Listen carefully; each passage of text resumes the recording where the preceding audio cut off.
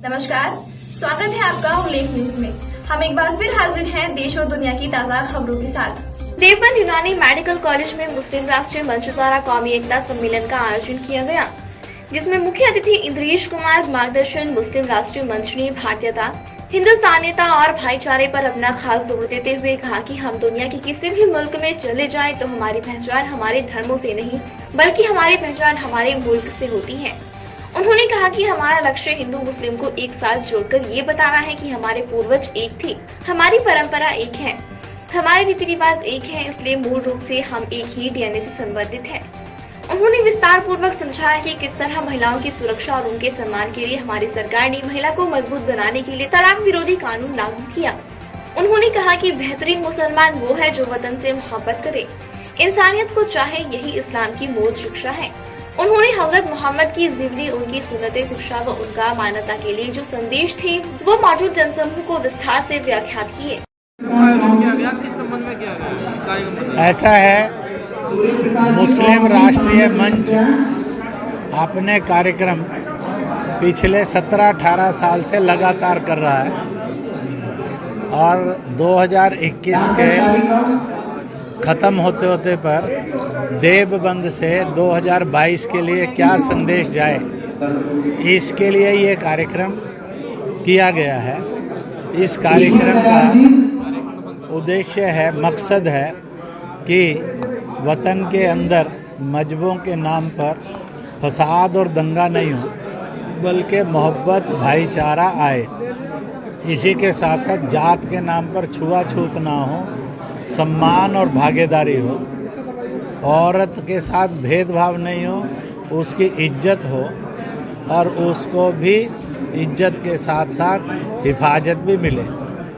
पर्यावरण बने, ना कि प्रदूषण फैले, इसलिए पेड़ लगाओ, जल बचाओ, प्लास्टिक से दूरी रखो और सफाई बनाकर रखो। और आखिर में ये आया, जो गरीब, दुखी, पीड़ित, कमज़ोर है, सब मिलकर उसकी मदद करो। देश भड़काने वालों से बचे और मिलाने वालों से आए। इसी के साथ साथ ये भी बात है, आज की जो हुकूमत है जिससे मुसलमानों ने नफ़रत भी की और हराने की कोशिश भी की, उसने बिगाड़ा क्या है और जिनको वोट दे देकर, वोट खरीदने बेचने की इजाज़त दे देकर कुर्सियां दिलवाई, उन्होंने दिया क्या है।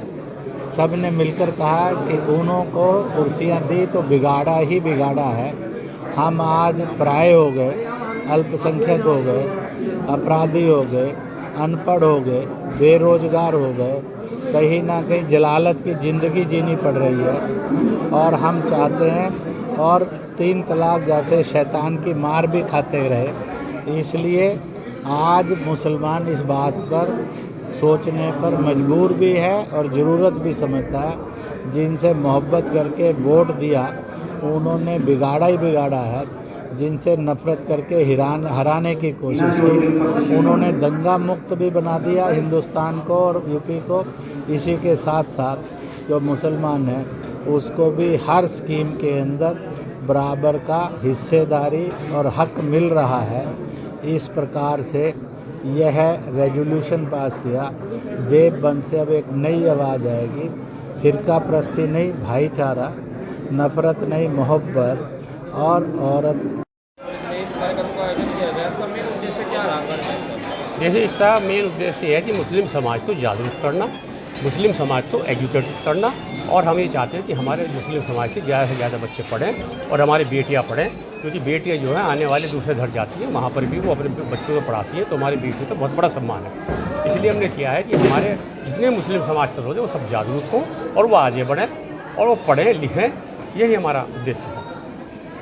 आने वाले विधानसभा चुनाव में मुस्लिम राष्ट्रीय मंच की क्या प्रक्रिया रहेगी, उधर उसका रुख किधर रहेगा, ये बताइए। देखिए, आने वाले चुनाव में आज जैसा माननीय इंद्रेश जी ने अपने बारे में बताया कि हम एक हैं, एक रहेंगे और एक थे, उस हिसाब से मुस्लिम समाज को हमारे माननीय इंद्रेश जी के साथ जुड़ जाना चाहिए। जहाँ वो चाहें, जैसे वो चाहें, उनके साथ चलना चाहिए। और क्योंकि जिससे हमारे इंद्रेश जी भी वचनबद्धता रहे और हमारे प्रति वो भी सोचें कि अल्पसंख्यक समुदाय के जितने भी लोग हैं उनकी खिदमत की जा सके, उनकी सुरक्षा की जा सके, ऐसा मेरा मानना है। धन्यवाद। आप देख रहे हैं उल्लेख न्यूज, हर खबर पर पैनी नजर।